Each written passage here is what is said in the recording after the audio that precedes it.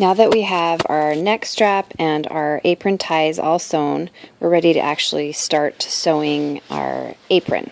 So you're going to grab your apron piece, and I always like to press it. It's been all folded up in your Ziploc bag for a while, so go ahead and press all the creases out of it.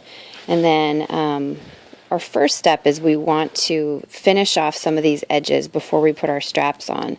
So this piece right here, we want to have finished nicely. This is one that I've already finished. You can see how I've got a nice seam that goes around the curve there, and we want to fold over our fabric so that we can sew along this seam and have it be a nice finished edge.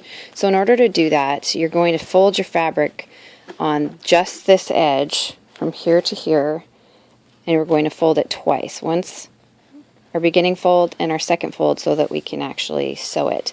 Now this is a little bit of a curved seam, so it's a little bit trickier than just sewing a straight seam, but you guys can do it, I know. First of all, I want you to get a seam gauge out of the tool bin, and I want you to find your 3/8 of an inch line. So if you're looking at the seam gauge, the third line from the top, so 1, 2, 3, is where you're going to put your little edge of the gauge. That's about how much I want you to make your first fold. So you're going to use this as a guide.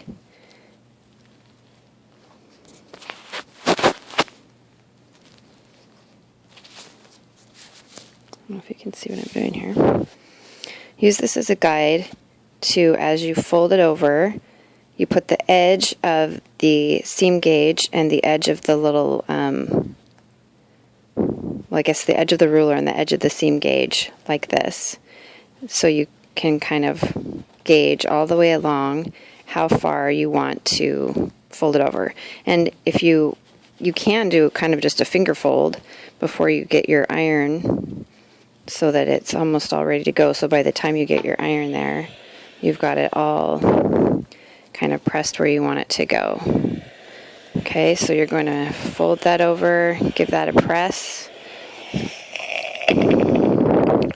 all the way down.